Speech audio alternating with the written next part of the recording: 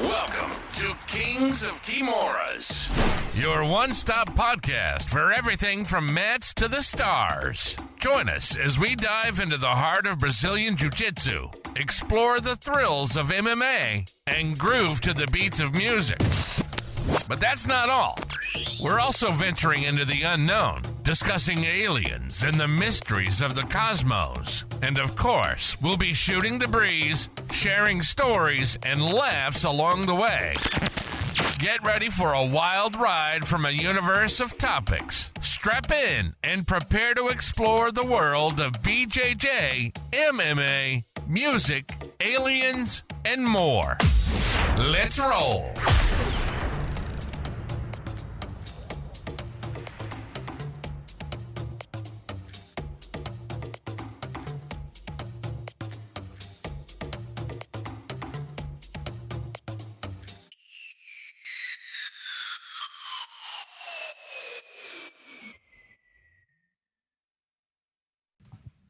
All right, guys, welcome to another episode of Kings of Kimura podcast. We're joined today with Edgar. If you guys don't know who Edgar is, he owns the company Eagrones, and he's going to tell us kind of like a little bit of history about him, but we're also going to get into some deep stuff, maybe, so we're going to have a little fun with it today.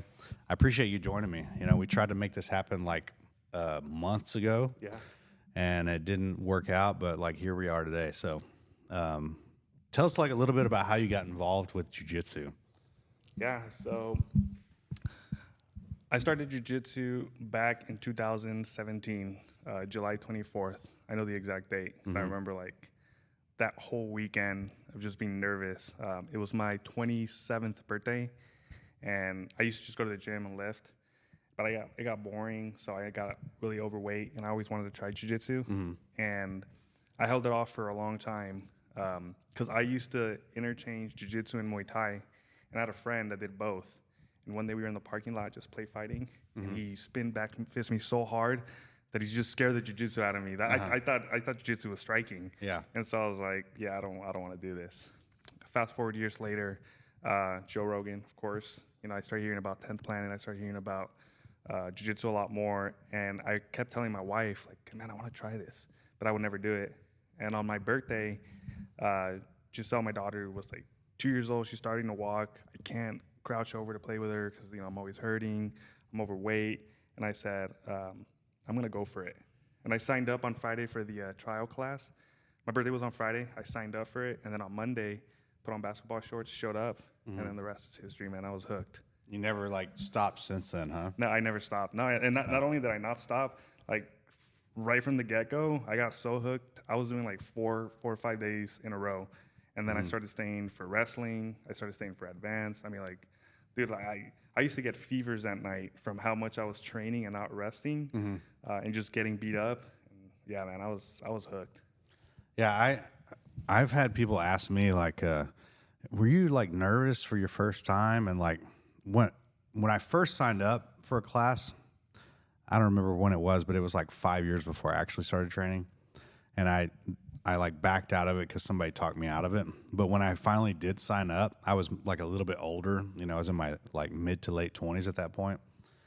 And I just decided this is what I want to do, and somebody's like, weren't you afraid to go in there? I'm like, no, because I'd made that decision at that point. This is what I want.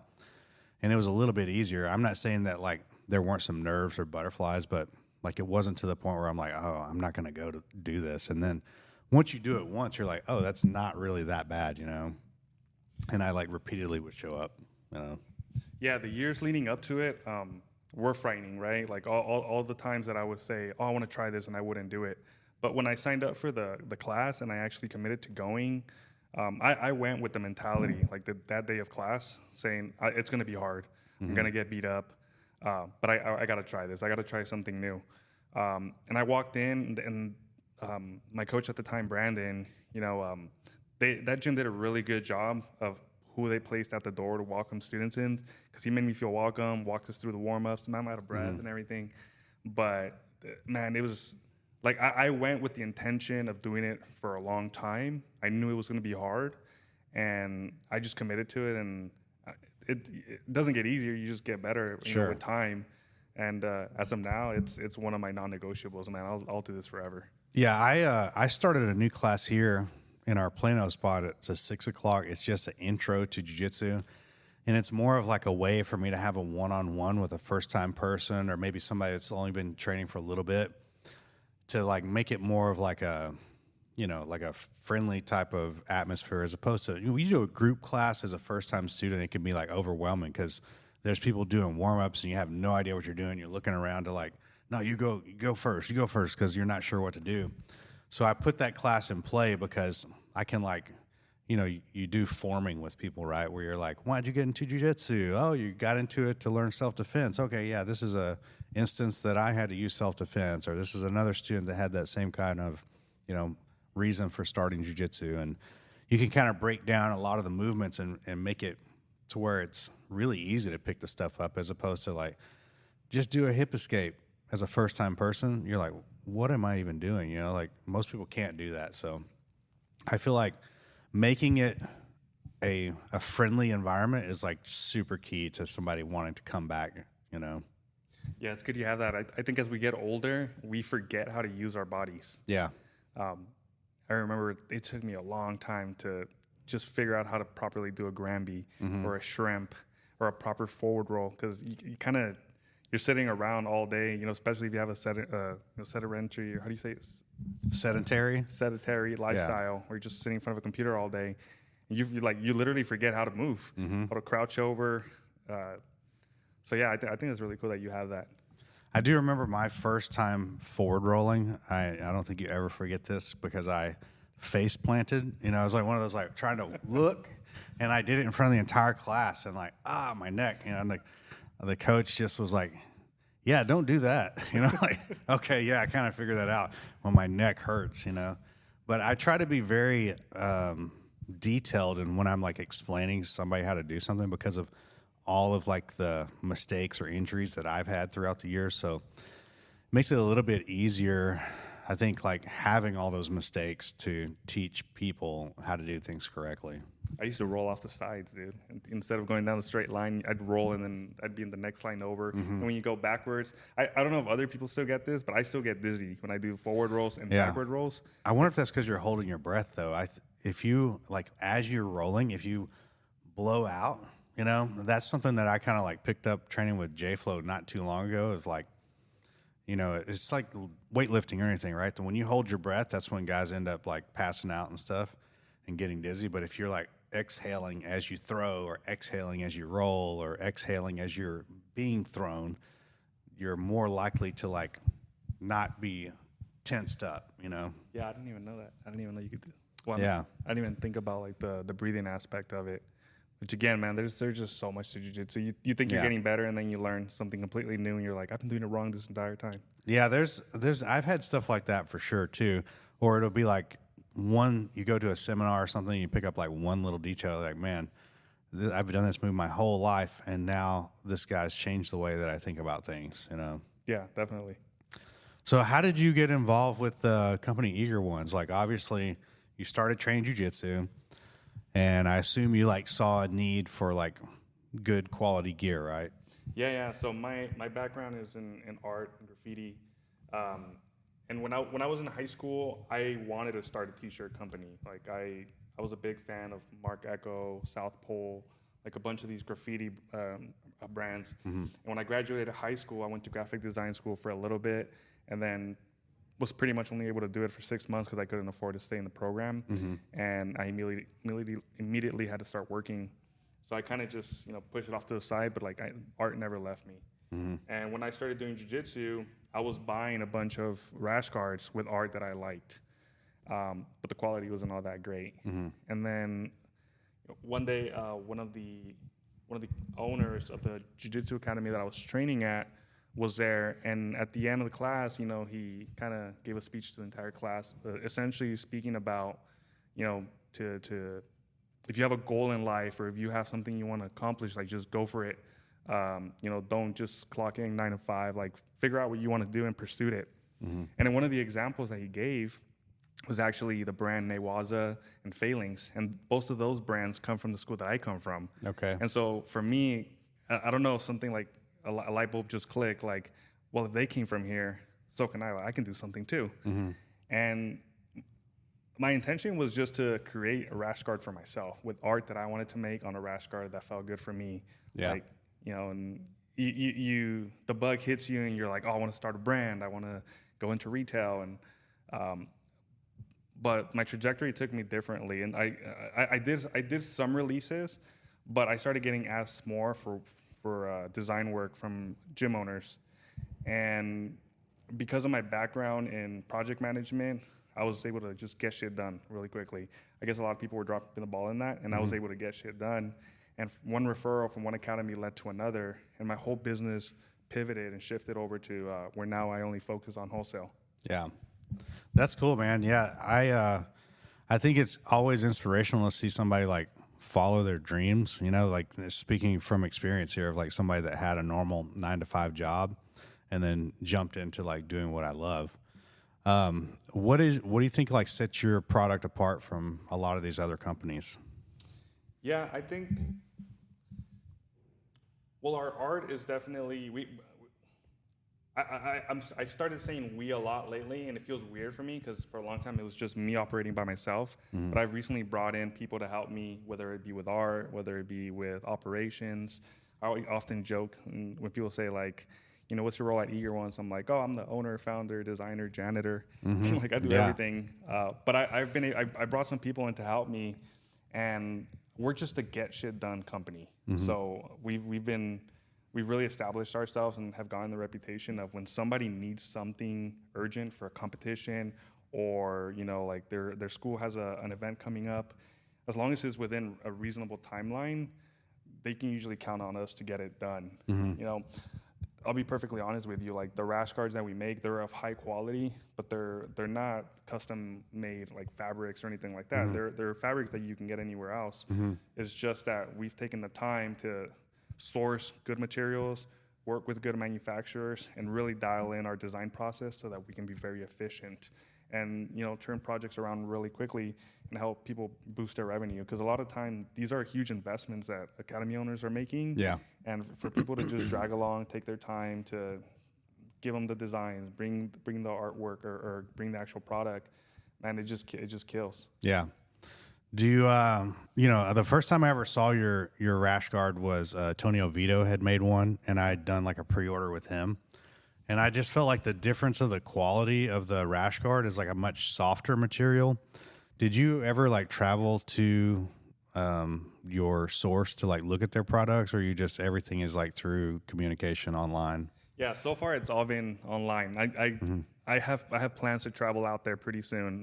One of my friends and I want to make a trip. There's this thing called, I think, the Canton Fair. Okay. And you're able to go and you're able to meet a lot of manufacturers. And so I'd love to like go out and do that. Not just, you know, not just overseas in China, but I want to go to Vietnam. I want to go to what's that? Portugal. There's a lot of good fabrics that come from there. Yeah. But as of right now, man, it was a ton of trial and error. I had a lot of Pakistan manufacturers reach out. I tested a bunch of them. I had manufacturers from everywhere reach out. I had American-made manufacturers reach out. And ultimately, I ended up finding a good partnership with the factory that I use. I have a couple others that, you know, are there as backup, but it's all been online communication. That's cool.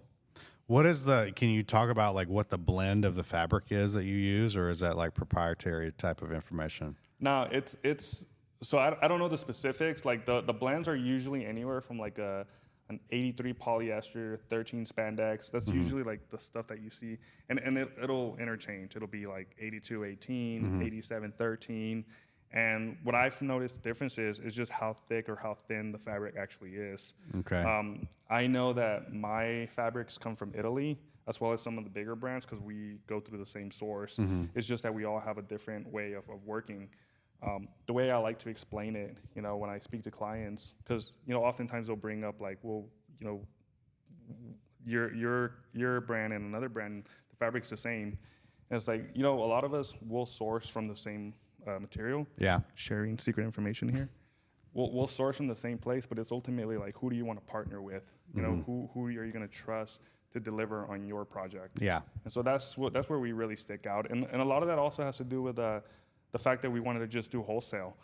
If I was going to stick to retail, I would really kind of pause everything and really start sourcing different fabrics, different cuts, you know, like, but for wholesale, unfortunately, it doesn't work. Like, I want to create a good quality product at a good price point and be able to deliver it every single time. You ever had like any horror stories of like dealing with a customer? Obviously, you don't have to like give any names here, but like, I think people sometimes, you know, they forget of like how difficult it can be as a independent business owner, and like, you know, the stuff that you have to deal with, and in order to like make a customer happy, or maybe even like completely do away with a customer, you know? Yeah, I have had those situations.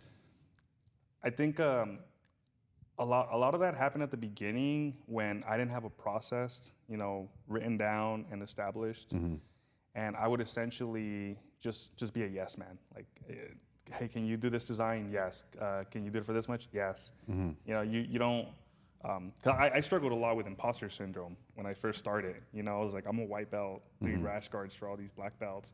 I felt like I had to say yes to everybody about everything. And sometimes some projects worked out great. Some projects were just a nightmare, where it's revision after revision after revision. And sometimes we'd go through all this work, and then they'd change the design altogether. Yeah. And I didn't know how to defend myself against that. You know, I didn't have, I don't like doing contracts or anything like that, but I didn't have anything set in place where I demonstrated, this is how my process works. Yeah. This is what we're going to do along the way to make sure you get what you want, but also so we can do it in a timely fashion. And like now, you know, we've been doing this for 6 years, and I don't really deal with that so much. My struggle now is a little bit different, is how to keep revenue coming into the business as projects go along. Okay. Yeah. Yeah, I mean, I've definitely like dealt with a lot of different manufacturers throughout the years, and you're very easy to deal with. Like when we first did our first deal, it was like you sent me an email, and it was like, this is how much everything costs. This is where you put your amounts of, you know, clothing that you're getting. This is the time, the turnaround time. And I've dealt with some people where they're like, yeah, just shoot me a text of like your sizes, and then I'll give you the cost. And I'm like, okay, well, how long is it like going to be? And like, I don't know, 8 weeks or something, you know, like, but it's always nice to work with somebody that can actually, like you said, get stuff done and get it done quick with a good turnaround. Where do you see yourself in like 3 to 5 years as the business grows? Yeah, so like I said, I just started bringing some people aboard to help me. I have an operations guy that's helping me on the back end, take care of outgoing orders, tracking, onboarding new clients. I have a few designers that I'm starting to bring on to help me with design work. Because, you know, I got to the point where I can't do everything myself anymore. I also have a day job. But in the future, as, you know, I potentially do this full time, we're currently building out a print shop. And so my dream, like my goal would be to own just a full-on shop where we do design, we could do in-house manufacturing, we could do screen printing, like everything for streetwear, not just jiu-jitsu. And even like eventually later on other sports like CrossFit, gyms, stuff like that. But I'd like to be the manufacturer. And so there are other brands that we work with that we'll white label for. And so it's not just academies, and like I said, we don't really do retail. We're just a manufacturing service and wholesale. So there's other big brands that we like to partner up with and, you know, print their stuff. Yeah, that's cool, man. So I know like as brands grow, and I think about like Sugar Roll is probably like one of the biggest brands in jiu-jitsu. But as brands grow, there's people that like copy what that brand is doing, whether that's like a straight up copy where they're selling fake stuff, or like they take your design and they like tweak it slightly, which I've seen. I forget what the company was, but when I used to work with War Tribe, there was somebody, one of these like Pakistan gi manufacturers, that were like taking the same designs that we had on the gis and like tweaking one little thing, but it was like almost identical, and they were releasing them like the same time we were releasing. So come to find out, it was like out of the same manufacturer. You know, there's like they had somebody in the inside. But have you had to deal with anything like that? So I've seen my designs reposted by other manufacturers with a different logo on there.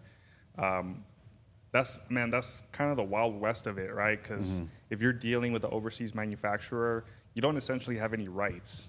They can steal your stuff and resell it. And I mean, are you going to sue someone in Pakistan? No. You don't even know what the law is as far as like neither, that. And neither do I. Like I don't know how that works. But I know there's other big brands that deal with that a lot, where they have older manufacturers that are pretty much just stole all their files, and they'll just rebrand it. Yeah. So that sucks. Man, it does suck. Yeah. I don't see it as much. Like for academy owners who use our services, it's not really a big concern for them because we're doing gym specific stuff. Sure, but if you're doing retail, that's where it becomes a problem. And the way we do it is we set up our files a specific way so they can't really be reproduced. Okay. For example, if I separate layers, again I'm giving out trade secrets. If I separate layers, a manufacturer could easily remove your logo. Yeah. Just slap something else. But we set it up to where you can't really remove Tony's logo and put something else on top of it. It would be noticeable. It wouldn't look good. Yeah. So we have a certain way of how we deal with stuff, but we also have trust with our manufacturer, with how we work. Like we have our deals established, right? Yeah. That's not to say, I don't know, in the future anything could happen. Sure. But I have seen a lot of other companies get ripped off. Yeah, you're saying you still have that day job, and we talked about this the other day. I feel like for me, things like really popped off whenever I like quit the day job and I had to struggle a little bit. And I think of like somebody else that I know that was in that situation, a guy named Blaine Barlow who runs Control Industries. He worked at a water treatment plant, and he was kind of doing it like on the side. He would do like one-off productions of gis, and like everything was pre-sale, and he was really focused on more on the retail side of things. And then it got to the point where he got so busy that he had to like quit the job or quit the jiu-jitsu thing. And now he does it full time. I haven't talked to him in years, but like he's definitely like blown up, pretty successful, and like he's another guy like you that like really focuses on the details of the product. And I think if more companies did that and like focus less on like, trying to maximize profits about, making cheap stuff and selling it for, 10-time markup, that people will be more happy with their product. I have some gear that I bought as a beginner and I spent a little bit more money on it. And 15 years later, I still have it. I can't fit it anymore because I'm fatter, but there's other people still wearing it, So, yeah. You got fatter doing jiu-jitsu longer? I did, yeah. I mean, I would say somewhat fatter, but definitely a lot more muscle. I look at some photos of myself back in the day, and my neck was so small, and now my neck is like the same size as my head. And that just kind of happens to you from training, and wrestlers the same way, right? You get that like super neck strength. So that's cool, man. You're like, really expanding that business. And is there anything that you look to do, that let's say of like somewhere you want to go with this? Are you looking to like maybe manufacture T-shirts and be in, retail stores, or, because you said you are focused on primarily the wholesale, but like the T-shirt thing is going to be a little bit different, right? No. I'm like I said, I want to be a wholesale manufacturer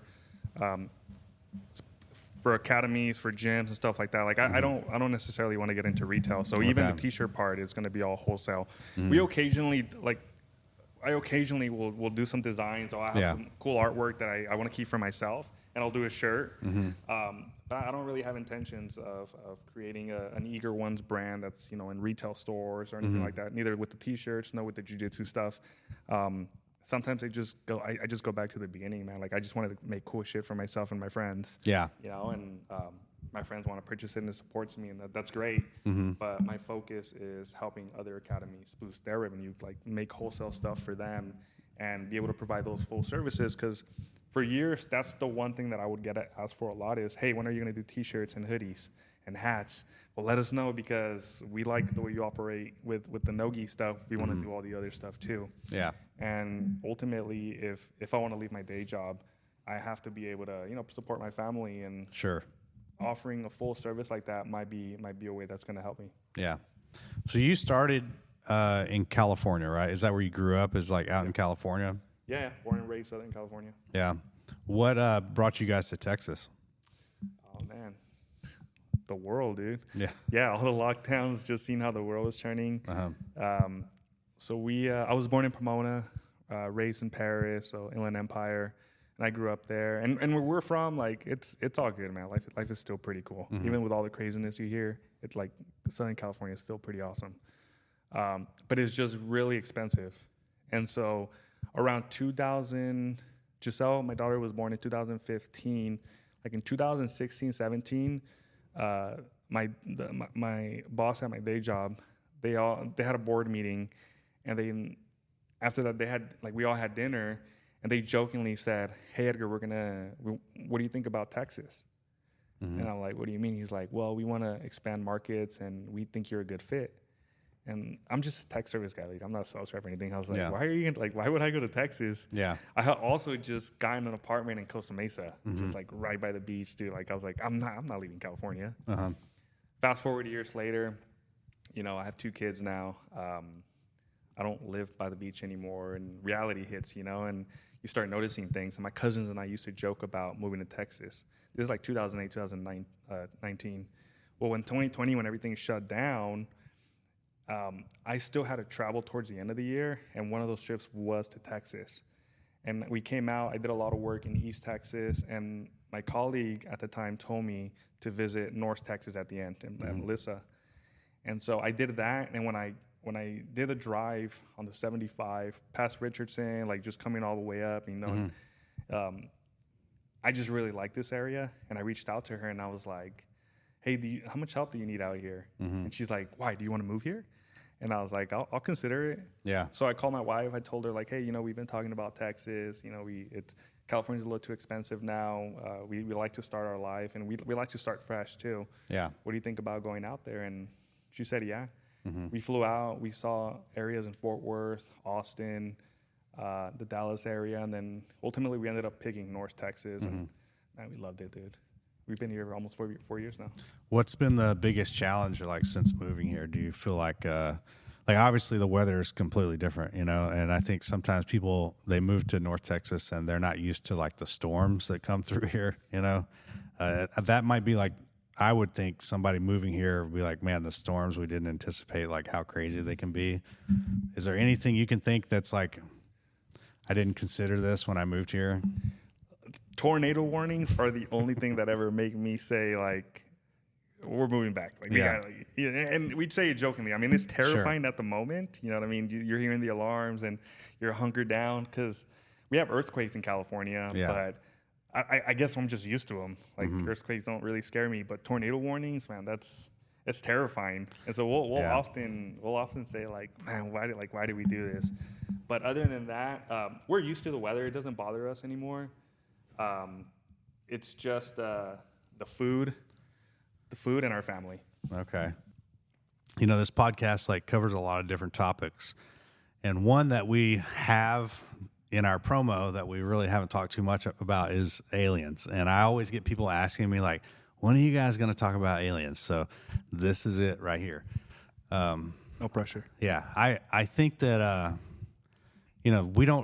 my personal opinion is there's got to be something more to the universe than just us. I find it hard to believe that out of all the planets that exist, that there's only one that has any kind of life on it, and whether that's like interdimensional, which seems to be like more of a common theme, when you hear guys that are like string theory type guys talk, but who knows really, and the one that you hear about most recently is like these Tic Tacs that are in California, typically like around San Diego area.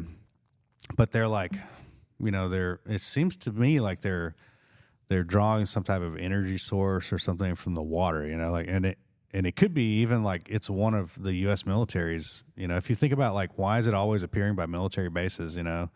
maybe they're like using it to test out like how good is the radar system on some of these more modern jets. You know, and how long has it been happening? Really, you know, we don't really even know any information about it. You ever had any type of experience or anything? Like, have I ever seen Yeah, anything? you haven't seen anything at all. Yeah, dude. It's always weird talking about this, right? Because you're trying not to sound like a psycho. Mm-hmm.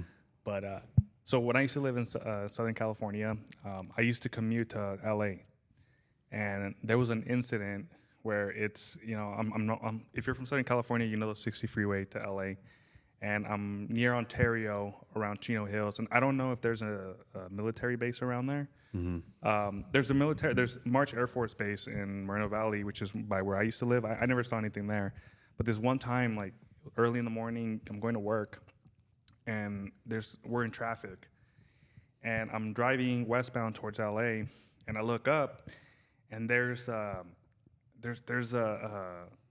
ship. There's a weird, you know, I don't know what they're called. I've seen like those flat like spy, like really fast, you know, military ships that we have. Yeah. You know which ones I'm talking about? Yeah, like a B whatever, like the stealth bomber type thing, right? So I thought it was something like that, right? Mm-hmm. And I'm looking up, but it's by itself, and it's flying, but it's maneuvering weirdly. Like it's kind of it's not just churning, like it's just making like weird cuts, like. Mm-hmm. And I'm looking at it, and I'm like, what the hell? And then 2 fighter jets pull up, mm-hmm. and they start following it around. And I'm driving, and I'm looking around, like nobody's like paying attention, like nobody's looking. Does anybody else see this? Like I'm looking up at this, and I'm clearly seeing something. And I go under the bridge or whatever, and I look up, and you know, like I get to where it's behind me somewhere. I can't see it no more. Mm-hmm. And what I always tell my wife that I find weird is I already had an iPhone at that time. Mm-hmm. I don't know why it never occurred to me to like pull out my phone and record it, like to pull over and record, and like, because now it's just a story in my head, right? Sure. That, like it's something that I know I saw, but like how do you explain it? And the reason I think it's weird that it didn't occur to me to pull out my phone. It's because you think about like all the shaky footage, like all the shaky cam. Like how come we have all these phones and nobody has like footage on their phone. Nobody has good footage. Well, I also saw something and I didn't get footage. Mm-hmm. Like it didn't occur to me. And this is just a weird me now to saying. It's like I wonder if there's something interdimensional or something mysterious that happens that in your mind blocks you from wanting to record them. Yeah. Does that make sense? No, I completely understand that. I've always wondered too, like, why is nobody ever recording this stuff? But me personally, I've never seen anything, but I've like, you know, I would go to the Texas beach as a kid and it's completely black out there. You know, you get out at nighttime and like you can see stars forever. And I never saw anything, but like you would, you know, your mind would like play tricks on you. Like, was that star moving? You know, like, but I had my stepdad, he works on airplanes. And when we would go to the beach at nighttime, he would just like sit out there for several hours. And he's like, yeah, I'm looking to see if I can see anything. He's like, because he had been in the aerospace industry his entire life, he was like, yeah, I see stuff all the time, whether it's like on radar or like physically seeing it with my eyes, you know. But it definitely makes me wonder, like, why is this stuff continually popping up around different military bases? You know, I tend to lean on like it's either our own from like some type of wreckage that's left behind that's been reverse engineered, which we know that has actually been done because of Bob Lazar. But then there's also the aspect of like, are we traveling from the future back to a current time? You know, I think that's a real thing as well. Or is it like another dimension where we're, you know, like you think of like the Matrix, right? Where there's like every possible outcome is like happening at the same like time. The multiverse. Exactly. Yeah. Is it something like that? I have no idea, and I'll probably never know. And I'm not smart enough to like do the research myself. So it's going to be to, you know, what I see online or what I find on YouTube is like where I get my expert knowledge from. Yeah. We also never look up at the sky. Yeah. Like, have you ever noticed that? Like, nobody really ever just stops and looks up. Right? Yeah. Have you ever seen those videos of like how many airplanes are in the sky all at the same time? Yeah. But if, you know, But at every minute, like just about every moment when you look up, there's no planes up there. Yeah. But I bet if you stared at the sky all day, you'd catch a bunch of planes. And we just never do that. I was telling my wife about that. About like, it's crazy how we just like, people have UFO theories, but we never look up. Yeah, no most people don't. Yeah, during COVID, I downloaded this app, and I still have it today. It like tracks every plane that's in the sky at the same time, whether it's a helicopter or a plane or whatever. I thought you were going to say UFO tracker. No, I wish. But it'll even track military, but it won't show you where they're from. Some of them will show you like where all the plane has been, and when you look and like you just go over DFW at any given moment, even like just zoomed in over DFW, not over the whole nation. There's so many planes in the air at one time. I would say like any given moment, there's probably 1,000 to 1,500 planes, planes and helicopters, and that ranges from anywhere from like airliners to commercial planes to, small individual planes. And if you live anywhere like closer towards a city, like I know where I live, the route to DFW Love Field is over me, and then the route coming from Addison, that small airport, is over me. So like I'm continuously seeing planes overhead, but I live so close to the city that it's like never really that dark for me to see anything more than like an airplane and maybe like the brightest star in the sky. Yeah, that's crazy, man. When you think about how many planes are up there at the same time, and then I travel for work a lot, so I constantly think about that stuff. Yeah. Going back to the alien stuff though, it's kind of like I find it a little crazy and reassuring in a weird way, where you hear about like all these UFOs near like nuclear bases, or like their weapon systems turn off, and because like are they like, if it's real, are there really beings up there that are keeping us from like obliterating ourselves?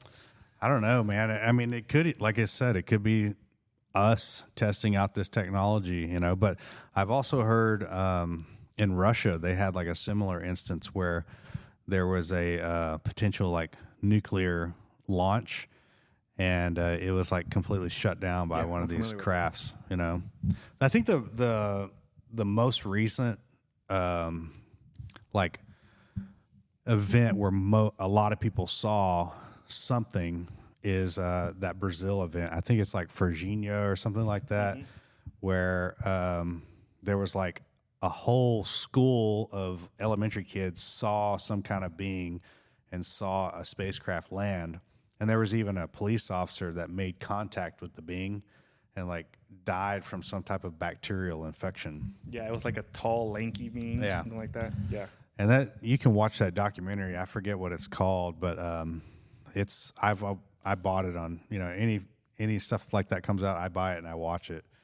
It's a pretty interesting documentary because they go and talk to all these people. And now all these people are like in their, what is like 15 years, 20 years later or something like that. Yeah, there's some like sisters or something, right? That saw that being and supposedly communicated with them. Yeah. And yeah, I've heard about that. There was another one in Australia where it was an entire playground of kids at a school, and they saw it land, and like they interviewed the teachers, they interviewed the kids. Everybody had the same experience, and it kind of like, I wonder, like sometimes are these things around us, and there's some type of like a cloaking device, like you look out today and it's a cloudy day, like what are the chances that they like can make their ship look like a cloud? I don't. Have you ever? There's this guy on YouTube. He's on Instagram too. His handle is like Mr. MBB83, and he's out in, I want to say he's in Arizona or New Mexico, but he does this thing where people send in like photos of clouds that look weird. It'll be like a triangle in the cloud, and he's like, I don't know what it is, but this is what's going on. So, but he does a lot of like weird video stuff, but he'll like invert the photo even to like another color so you can see the outline, but he doesn't do anything to like doctor the photo. Gotcha. But he has some really cool videos, and whenever I watch it, sometimes I'm like, man, that's crazy that this is like above and you don't even look.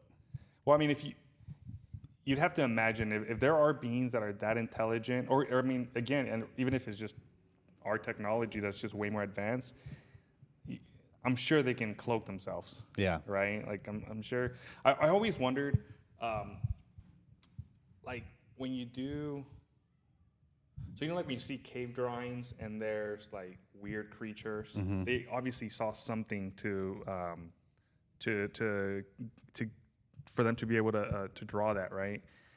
And just like when we see movies, when we make futuristic movies and where we make characters, like what inspires that? Like what visions or like what did somebody see that inspired that? Yeah.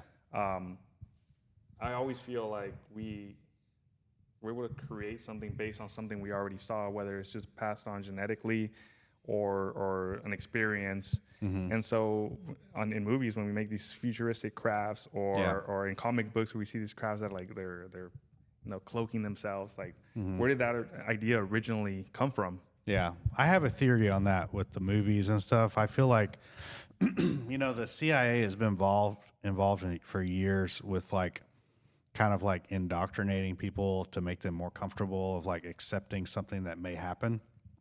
And I feel like a lot of these movies that we have about aliens and extraterrestrials are like preparing us because when all of that information was released not too long ago, people were like, yeah, I don't care. Like, so what? Aliens are real, but if you release that information in 1950, I think people are like freaked out, to the point of like they're going in bunkers. But now it's like they've kind of prepared us so much. It's, very similar to like, gore and stuff with the movies and, people okay with killing people and video games, like it's getting people used to seeing something, so there's a less likelihood of them freaking out. And I think that a lot of Hollywood is backed by government to make things okay for people, I agree with you, man. I think the same. But that makes you, it's kind of concerning of all the stuff they're showing right now specifically. Sure. I mean, like what are they trying to do? Like with that movie Leave the World Behind, Civil War, all those movies coming out around the same time. Yeah. Man, it's concerning, dude. I do feel like they're prepping people for something.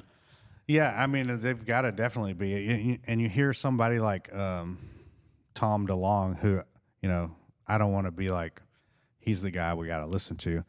But you hear some of the stuff that he says, and it's like, this guy is nuts. And then, like, some of it comes true, And so I don't really know, like, how much to believe. And then there's guys like... I can't think of the guy's name. He's a doctor. He's been on like Jeremy Corbell's podcast and stuff before. But Greer? Yeah, Greer. Not David Greer, something Greer. But he's the one that's like, apparently he's very well connected with a lot of these groups that study extraterrestrial. And I've heard that he has some kind of information that if the government comes after him, that stuff is released. I was just gonna say that to you. Yeah, where he has like a kill switch or something like that. Like if something happens to him, all these classified files just go out. Yeah, it's Dr. Greer. I don't know his first name, but it's Dr. Greer. I'm fascinated by the guest that Sean Ryan has.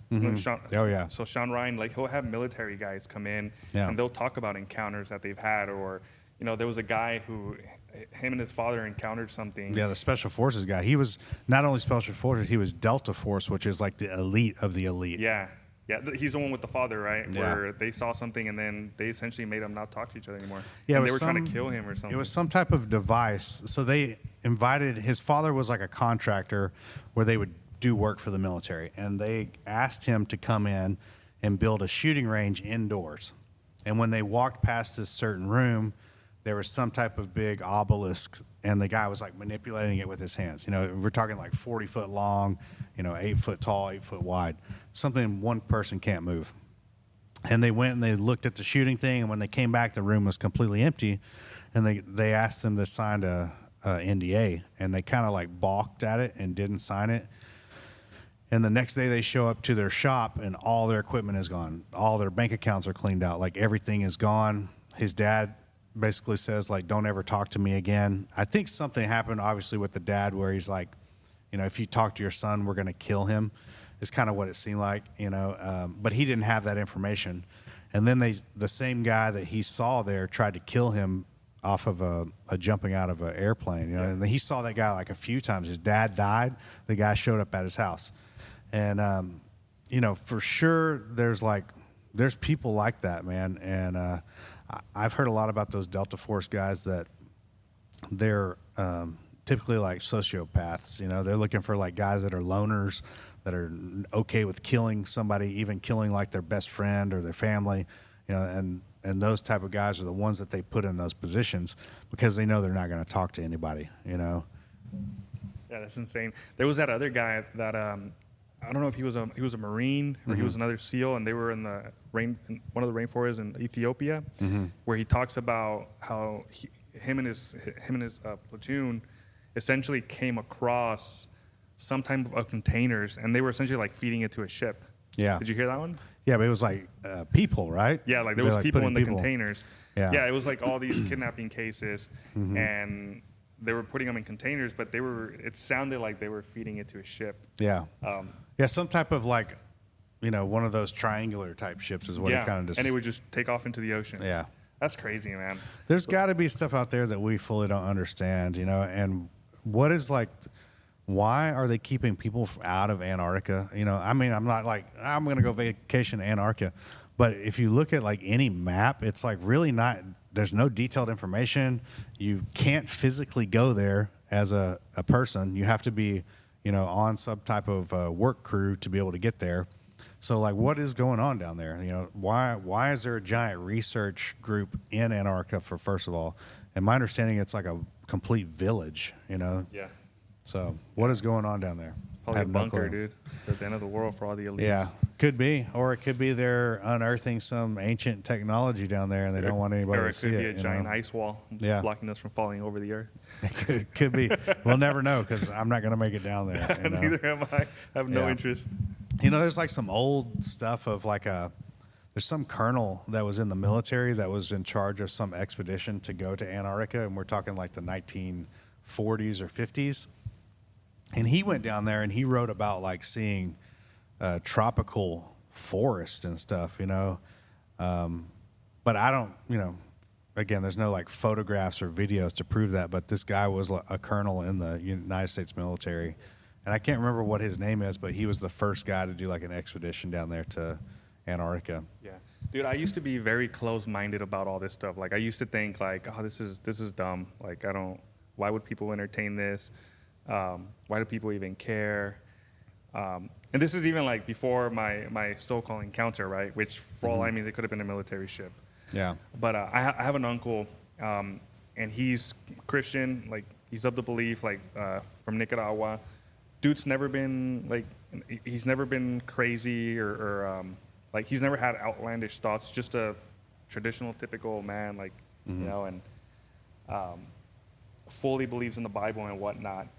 And one day I jokingly, like now as an adult, like I jokingly to my tío say like, yeah, tío, can you believe like people believe the earth is flat?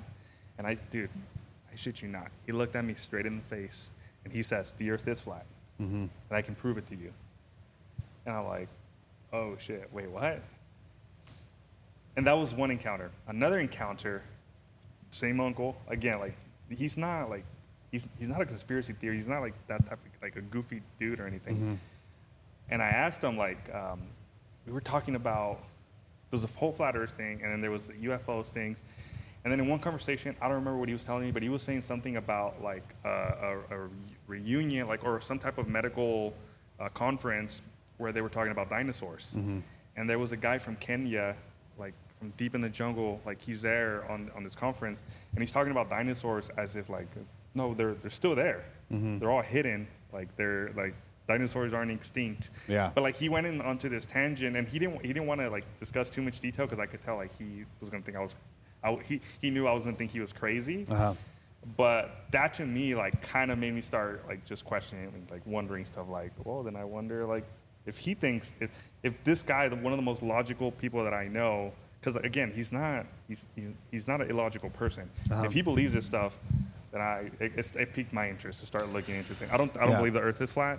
But I think there's definitely crazy stuff out there. I think it's good to question stuff. You know, it doesn't mean that it like you believe that it's real, but like believing something wholeheartedly and not having evidence of it either way is nuts to me. You know, like I'd rather be more open-minded about it and like, yeah, this could be a possibility. You know, there's definitely some stuff out there that's pretty crazy that I don't believe in, but at the same time, I think it's good to like question things, you know, and put things in perspective of like, you can't always believe everything that's told to you. You know, there may be a reason why somebody's telling you this. They don't want you to look into it or something, you know? Yeah.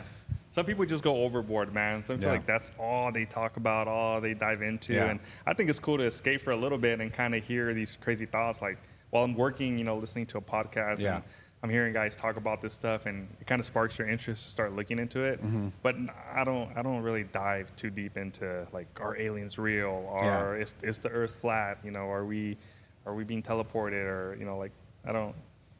It's a fun theory to have. There was a lady that Joe Rogan had on his podcast, and I can't remember what her name is, but her background was a religious scholar, and I read her book too. She got connected with some people who were in this like Space Force program that she couldn't use their name because they were like CIA and stuff, and she called one of them Tyler Durden, who's like the character from Fight Club. Yeah. But this guy had like access to a lot of stuff that a normal person wouldn't have access to because he was a U.S. agent. And she would talk about how they had like different technology that they were reverse engineering. And at one point she talked about how, I guess it was like in the 80s and 90s, they had these programs in public school where they would test kids. And I do remember like some of these programs, like they would have advanced kids. So if you were advanced, you got put in this program. And then they would test those kids, and whoever was the advanced ones out of that, they would move them to the next program. And basically they were like trying to find children and teens that were susceptible to some type of like potential above normal brain activity, and they would kind of groom them to put them into these programs of, you know, working on these extraterrestrial type projects. And that was this guy Tyler. He was one of those guys. But she met 3 or 4 people during her time writing this book, and one of the times they used her to get access to the Vatican's records. Because she was a religious scholar, she had access to this room where like guys like Plato and Aristotle studied in and had books in, but they needed to go there to look at some records that the Vatican had on potential extraterrestrial. It was, you know, they considered them like you know, angelic beings or whatever, but they were going there with the intent of like looking at this like, hey, this could be extraterrestrial incident. And it was really neat. Like I can't remember what the name of the book is, but man, it was strange to like know that this is going on, and then it's funded by the government, and it's happening in front of us, and nobody even has any idea. Yeah, well, that I really believe happens. Yeah. I mean, the Vatican's a very mysterious place. And then what was it? The Library of Alexander that got burned down and supposedly had like so many old records. Yeah. I mean, there's definitely a chance that that's real. That had to be like a intentional burn down is my thought, really, you know. Yeah. Wasn't there a UFO over the Vatican? Like there's I've heard stories that, yeah. about like there was well, if you look at some of those old paintings and stuff, it looks like some type of device is flying, you know. And if there's the Book of Enoch, that's you know, that if you've never read that book of the Bible, like read that one and tell me that aliens aren't real. They describe this type of like alien being, and it's an eye with like a wheel within a wheel. That's supposed to be an angel. You're right. Yeah. And so, but to me, it's the way that it's designed and it's described, it sounds like it's some type of like device that spins to create an anti-gravity field.